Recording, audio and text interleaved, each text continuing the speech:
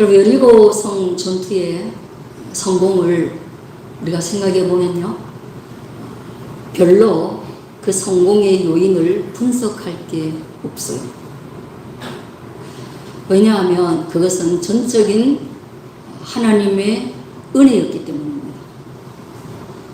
여러분도 살다가 가끔 성공이라는 것을 맛보게 되겠죠. 그런데 그 성공의 요인을 한번 분석해 보면요, 사실상 그 성공의 요인이 아닐 때가 많습니다. 그래서 많은 성공한 사람들은 운이었다라고 말하는데, 저와 여러분은 성공이 하나님의 은혜였다, 이렇게 고백할 수밖에 없는 거예요. 그런데 성공하고 실패라는 것이 이토록 가까이 맞붙어 있다라는 것을 우리는 성경을 통해서 참 자주 경험합니다. 성공의 요인이 분석해도 별거 없는데, 이렇게 가까이 맞붙어 있는 실패의 요인은 참 희한하게 분석할 게 많아요.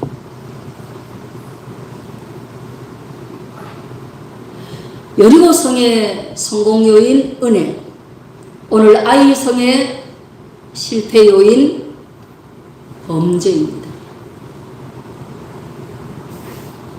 그러므로 우리가 서론부터 저와 여러분이 나누어야 될 것은, 성공은 실패와 가장 가까이 있고, 그리고 그 실패는 인간의 욕망을 인한 범죄가 그 원인이다.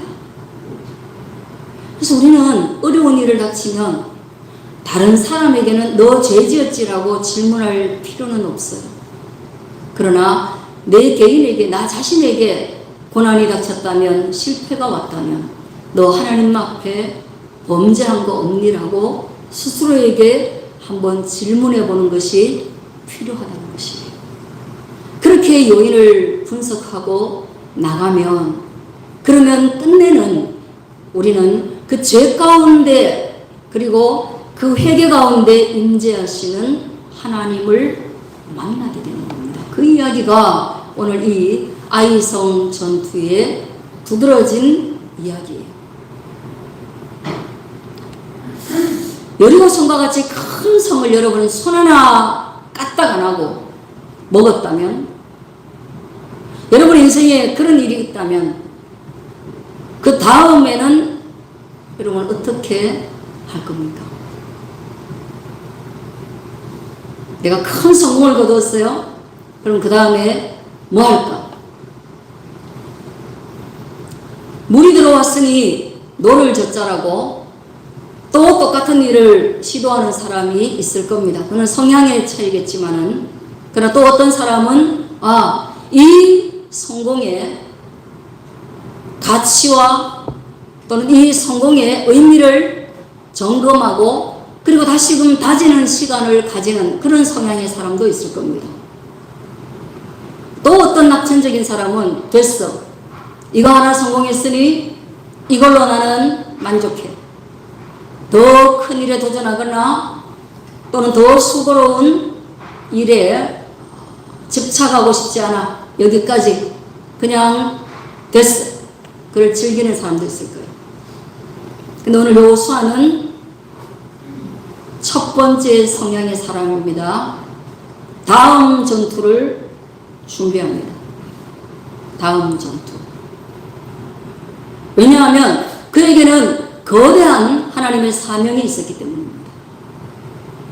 하나님의 큰 미션이 있었기 때문에 성향이 아니라 그는 하나님께 순종하는 마음으로 다음 전투를 준비합니다. 그런데 1장은 그 모든 전투에 이미 실패한 그 이야기부터 출발하는 거예요. 7장 1절에서 이스라엘 자손들이 온전히 바친 물건으로 말미암아 범죄하였으니, 이스라엘 자손들이 여리고성에서 승리한 모든 것은 하나님의 것이니까 절대로 손대지 말고 불태워 없애거나 해서 하나님께 드려진 것이므로 너희가 절대로 소유할 수 없다라는 하나님의 말씀이 이미 있었어요. 그런데 범죄했다고 합니다. 그 범죄한 사람은 유다지파 12지파 중에 유다지파, 세라의 증손, 삽비의 손자, 갈미의 아들 아간이에요.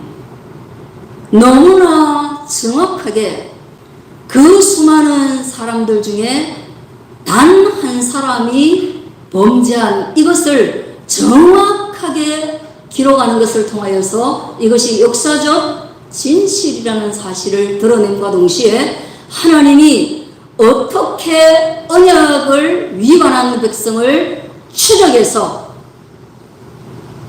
따라잡으시는가, 죄의 삭은 사망이라고 말씀하시는 그 하나님께서 단 한 사람의 범죄 행위를 얼마나 지구하고 정확하게 따라잡으셔서 들추어 내시는가, 그걸 보여주는 거예요.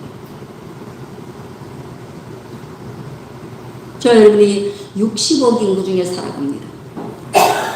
그리고 우리가 신호등 한 개 안 지키는 거 어쩌면 아무도 모를 것입니다.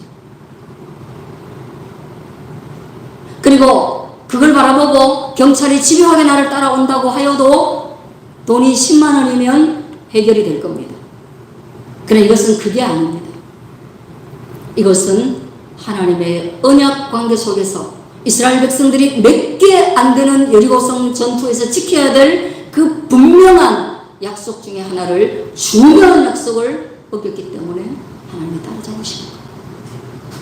그런데 이 사실을 하나님은 아시는데, 이 사실을 하나님은 아시는데 우리는 모르는 거예요.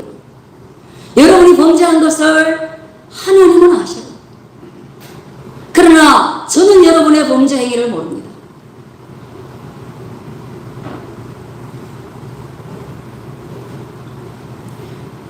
그러므로 그 범죄 행위를 모르는 지도자였던 여호수아는 오늘 그런 명령을 합니다. 여리고에서 사람을 베델 동쪽 베다벤 곁에 있는 아이로 보내며 아이 성에 정탐꾼을 보내는 거예요. 다음 전투를 위해서. 그럼 나 이거 범죄한 거 알았으면 안 했을 거예요. 여호수아가 안 했을 거예요. 뻔하니까 결과가. 여러분들이 깊은 죄 중에 빠진 걸 알았더라면 저도 여러분에게 만일 어떤 일을, 중요한 하나님의 일을 안 맡길 겁니다. 그 모르니까, 적어도 그걸 모르니까 예배 열심히 나오고 기도 성실하게 하고 하나님 앞에 올바로 살려고 바둥바둥 애쓰는 그 사람을 그냥 좋게 보고 맡기는 거잖아요. 모르니까. 정탐꾼 보냈어요. 그랬더니만 정탐꾼이 와가지고 하는 말이 그런 겁니다. 아이성에 가보니까요, 대장님, 아이성에 가보니까요, 그 성 그렇게 크지 않아요. 여리고성을 우리가 먹었다면 이 아이성은 훨씬 더 간단하게 먹을 수 있을 것 같습니다. 정말 전쟁에 필요 이상으로 국력을 소모하지 않고 2,000명에서 3,000명 정도 선발해서 가면 우리는 너끈히 이 일을 이길 수 있습니다 라고 판단하고 보고를 한 거예요. 그렇다면 여호수아도 이 범죄한 사실을 모르고 정탐꾼들도 모르는 거예요. 그리고 여기에 군인으로 동원된 이 3,000명 중에 그래도 여호수아가 그러면 2,000보다는 3,000의 힘을 실어가지고 3,000명을 파견하는데 그 군인들도 여리고성 전투 후에 누군가 하나님 앞에 언약을 어기고 범죄했다는 사실을 모르는 거예요. 알면 왜 갑니까? 죽으러 가는 거 왜 합니까? 실패가 뻔한 곳에 왜 갑니까? 실패가 뻔한 명령을 왜 합니까? 여호수아가 요단강 건너고 여리고성 전투를 이기는 것을 통해서 이제 비로소 백성들이 모세에게 향했던 모든 마음들을 거두고 야, 여호수아도 대단한 지도력을 가지고 있구나. 모세가 없는 자리 전전긍긍하고 불안한데 하나님이 여호수아를 모세만큼 신뢰하시고 사용하시는구나. 그렇다면 우리는 안심하자. 이제 여호수아 그런 위치에 선 거예요. 이제 여론이 여호수아에게 향한 거예요. 이 죄진 거 알았다면 안 보내죠, 여호수아도. 그런데 갔어요. 올라갔는데 아이 사람 앞에서 전투의 과정이 한도 기록이 안 됐고 바로 아이 사람 앞에서 4절 도망하니 아이 사람들이 그들 오는 거 보고 동일한 전투력을 발휘한 거예요. 그냥 동일한 전투력을 발휘했는데 도망칠 수밖에 없었어요. 뭐 이 군대 오합지졸이죠. 예. 3,000명이라는 수가 어디에서 나왔는지도 모르겠어요. 솔직히 말해서 군인도 아니면서 2,000명 또는 자기들이 판단 기준, 정탐꾼의 판단 기준이 뭔지도 모르겠어요. 솔직히 말하면 군인도 없거든요.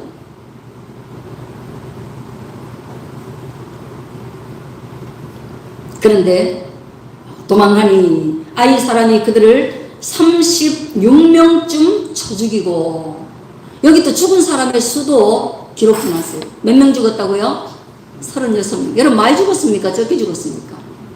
예? 3,000명이 올라갔어요. 36명 죽었어요. 많이 죽었어요? 적게 죽었어요? 예. 솔직히 말하면 전쟁에서 그렇게 많이 죽은 것 같진 않아요. 36명이니까. 그런데 문제는 뭐예요? 36명이 죽는 동안에 힘도 못 써보고 죽었다는 게 중요한 것이고, 그리고 모두가 다 뭐예요? 이 뒤에 성경 보면 그들이 이방 백성에게 가나안 족속에게 등을 보이고 창피스럽게 도망을 갔다는 게 중요한 거예요.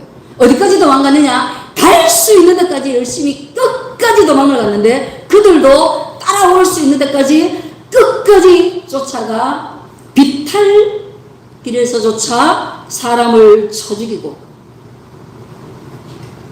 그 전쟁에 이 뭐 뒤로 돌아가지고 한 명이라도 싸워보려고 하는 생각 자체가 없는 거예요. 그래서 그 도망이 전술인 거예요. 비탈길까지 막 도망가다 그냥 걔들이 정신없이 아들 도망가니까 그냥 막 뒤에서 때려 죽인 거예요. 그래서 사람 죽었고, 그래 하고 나니까 한번 따라하겠습니다. 백성의 마음이 녹아 물같이 된지라. 예. 5절에 보면요,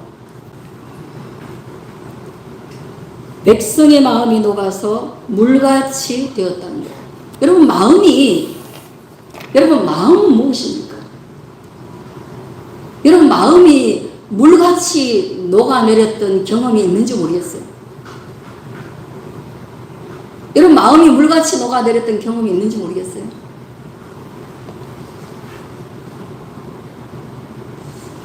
저는 몇 번 있는데 마음이 물같이 녹아내린다는 건요, 이 마음이 컨트롤이 안 돼요. 서울에서 공부를 하고 고속도로 위에 쫙 내려오고 있는데 1시간 반에서 2시간 정도 걸리는 시간이 더 지체되어야 집에 도착하는데, 그 사이에 휴대폰이 없었으면 그렇지 않았을 텐데 휴대전화를 받은 거예요.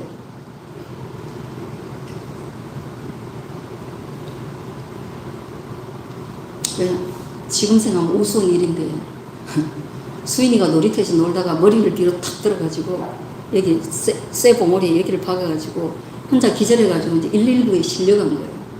그리고 그 상태가 아직 검토가 안 된 거예요. 실려가갖고 이제 병원에 가고 있다, 병원으로 와라, 이런 전화를 받은 거예요. 그럼 그때 어떤 마음이 드냐 하면, 그 뒤부터는 전화가 안 되잖아요. 다 혼비백산이니까. 그럼 어떤 마음이 드냐 하면 가장 나쁜 마음이 들어요. 죽었을지도 모른다는 마음이 들어요. 가볍게 해가지고 순간적으로 기절해가지고 갔겠지, 이런 마음이 안 드는 거예요. 무슨 말 아시겠죠? 이게요, 차 안에서 마음이 뛰어도 속도가 안 나요. 이 마음의 조급함을요, 이 마음의 불안함을 이성이 컨트롤할 수가 없어요. 이런 것들이 인간의 마음을, 생과 사가 걸려 있을 때 인간의 마음이 녹아내립니다. 우리 어머니께서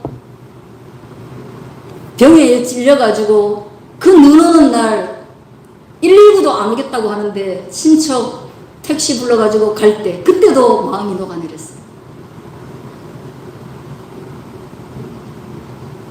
아버지가 헬기 타고 안동 응급실에 실려가는 중이라고 전화하면서 나는 안동으로 가고 있을 때, 그때도 마음이 녹아내리더라고요. 이게 녹아내리는 건 그런 거예요. 그 마음의 상태를 이 단어가 아니면 표현이 안 돼요. 그냥 죽을 것 같은 게 녹아내리는 거예요. 이게 예전에는 누구의 마음이었냐 하면 가나안 백성들의 마음이었어요.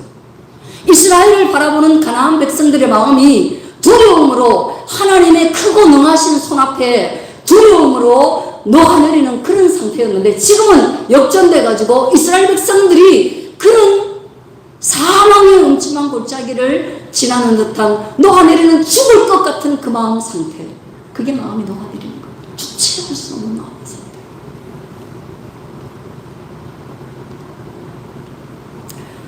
기댈 곳 없습니다. 상담해봤자 필요 없습니다. 상담의 가치도 없는 상태입니다. 어떤 사람은 그럴 때에 꿋꿋하게 이성을 지키려고 입을 야무지게 다물고 그 시간을 견디지만 마음에 녹아내리면 동일한 것입니다. 어떤 사람은 여자분들 중에는 막 울어가지고 정신 하나도 없게 하는 사람도 있지만, 여전히 형태는 다르게 나타나지만 마음에 녹아내립니다.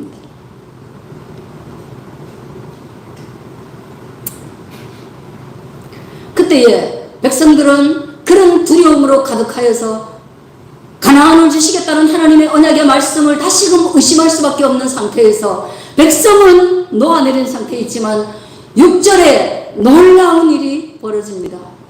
여러분, 그러므로 가정이 중요하고, 그러므로 언어가 중요하고, 그러므로 목회자가 중요하고, 그러므로 한 단체의 리더가 얼마나 중요한지 모릅니다. 대통령이 얼마나 중요한지 모릅니다. 여러분 보십시오. 6절입니다.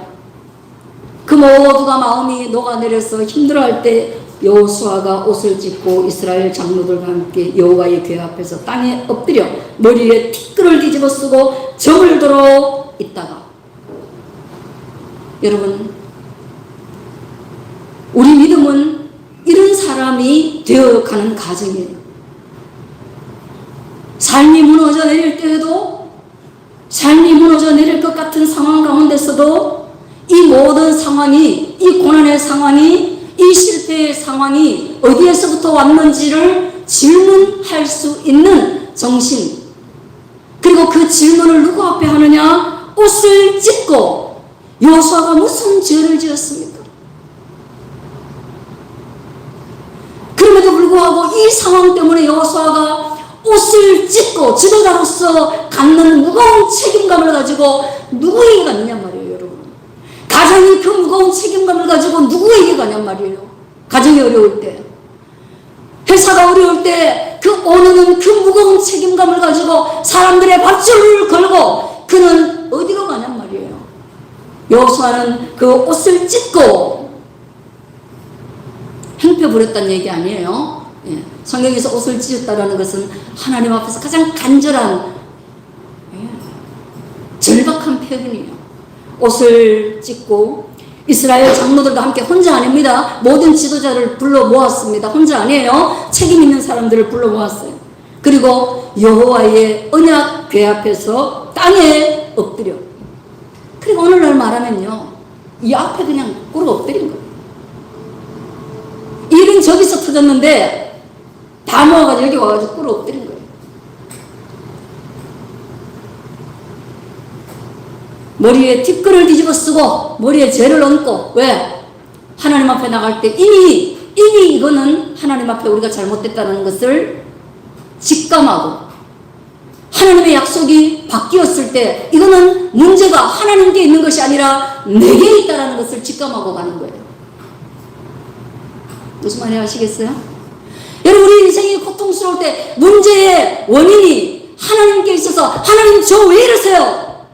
하나님 잘못하고 계신 거 아니에요? 이게 아니라 문제가 내게 있다는 것을 알고 여기 와서 하나님 하고 기도하는 거예요.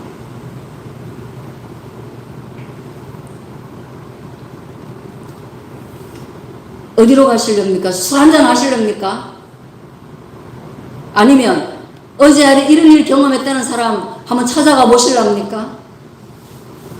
아니면 부모님께 한번 땡깡이라도 한번 부려보실랍니까? 우리 믿음의 사람들은 모든 우리의 인생을 이끌어 가시는 분이 아무리 좋은 부모를 만나도, 아무리 좋은 세상을 만나서, 아무리 복지국가에 산다고 할지라도 우리 인생의 가장 핵심에 하나님이 있음을 기억하시는, 그것이 바로 크리스찬, 그리스도인인 것을 잊으시면 안 됩니다. 안 돼요.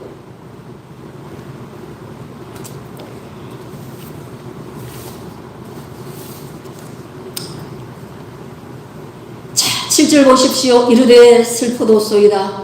기도합니다. 솔직히 기도도 안 나올 거예요. 기도도 안 나와요.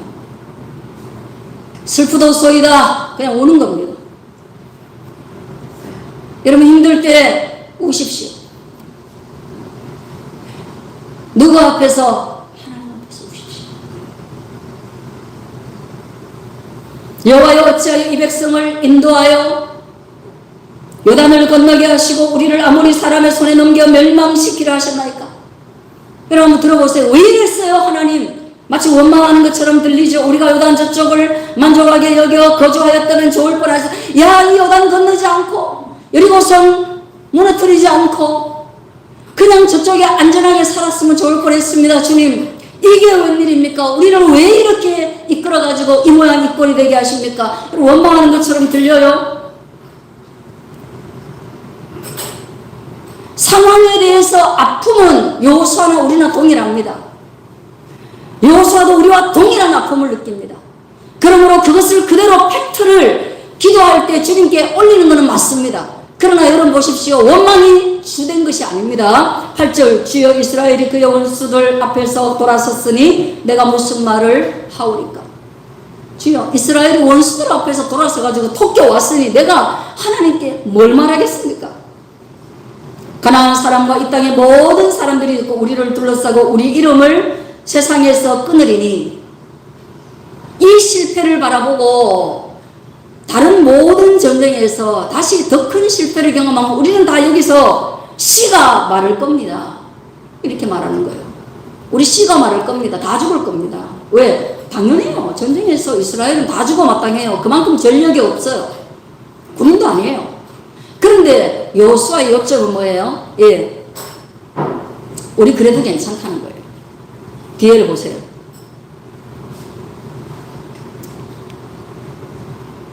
한번 따라하면, 주의 크신 이름을 위하여 어떻게 하시려 하나이까? 예. 이게 기도의 요점입니다. 여러분, 여기 오셔가지고 하나님께 우리 상황 다 말해야 돼요. 하나님, 저 50만 원이 없어서 월세를 못 냈어요. 하나님, 저 통장에 잔고가 9천 원밖에 없는데 이거를 어디 가서 찾을 수가 없어요. 1,000원만 더 주세요. 그거 입금시켜야 10,000원이 인출됩니다. 이거 말할 수 있어요. 하나님, 온 장기가 다 병을 얻어서 나빠지고 있습니다. 하나님, 취업이 안 되고 있습니다. 하나님, 기업이 안 되고 있습니다. 이거 다 말할 수 있어요. 그러나 오늘 이 여호수아 같은 핵심적인 기도는 그거여야 돼요. 내가 이 기업을 통하여서 망하면, 내가 이런 젊은 나이에 건강이 무너져서 죽게 되면, 내가 취업이 안 되고 백수 생활을 10년째 하고 있으면, 하나님, 나는 괜찮습니다. 나는 망해도 괜찮습니다. 그럴 수 있습니다. 그러나 나를 사랑하시고 나를 이끌어 주시고, 그 그리고 내가 살아계시다고 지금까지 말하고, 그리고 주일마다 예배를 드리고 내 인생은 하나님의 것이라고 온갖 사람들에게 말해놓았는데, 하나님이여 당신의 이름의 영광은 어찌할 것입니까? 우리는 다 죽어도 괜찮아요. 우리는 그럴 수밖에 없는 연약한 존재예요. 그러나 주의 크신 이름을 이 땅 가운데서 어떻게 이 무너진 영광을 다시 세울 수 있겠습니까? 아버지 체면이 뭐가 됩니까? 이 말이에요. 아버지 영광이 뭐가 됩니까? 내 인생 때문에, 나 때문에 아버지 체면이 뭐가 됩니까?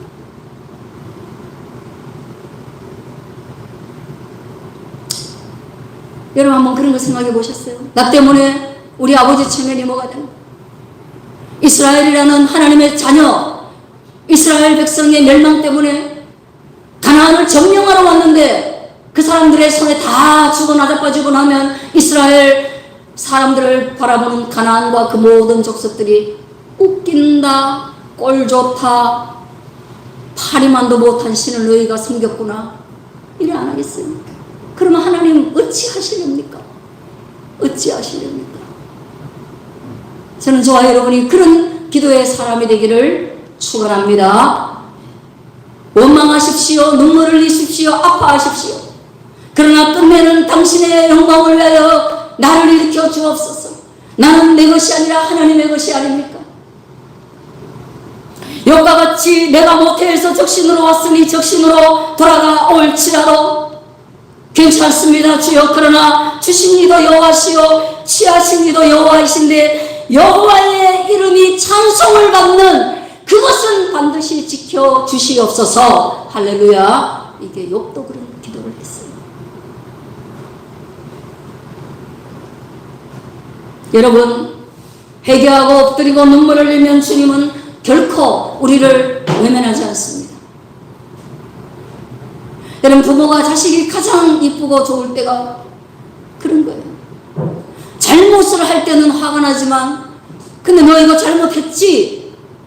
라고 하면 그 잘못을 인정하지 않고 버티는 것보다 인정하면서 내가 미안해, 엄마 나 이거 실수했는데 다음부터는 그렇게 하지 않을게, 이 말하면요, 그 진짜 희한한 하나님의 그 마음의 작동인데, 저는 그런 마음의 작동이 일어날 때 이거는 사람의 마음이 아니다, 이건 진짜 하나님이 주시는 마음이다 생각하는 게, 잘못 안 했을 때보다 더 예쁘잖아요. 그렇지 않아요?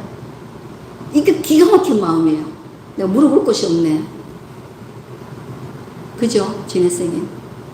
예? 잘못 안 했을 때가 더 예쁘지 않아요? 그래서 잘못을 일부러 해야 된다는 것이 아니라, 여러분 잘못한 것을 잘 활용하셔야 돼요. 그 무슨 말인지 아시겠죠? 예, 나쁜 의미로 활용하는 게 아니라 잘못했을 때 오히려 부모님과 더 가까워질 수 있어요. 내가 잘못했을 때 하나님과 더 가까워질 수 있어요. 그거예요. 하나님은 무조건 용서해 주시는 거예요. 굉장한 우리와 하나님의 차이예요. 그러므로 이 아이성의 전투의 실패가, 오늘 우리 모두의 실패가 우리 인생을 원망하는 것이 아니라 하나님 앞에 나아가는 기회가 되기를 주의 이름으로 축원드립니다.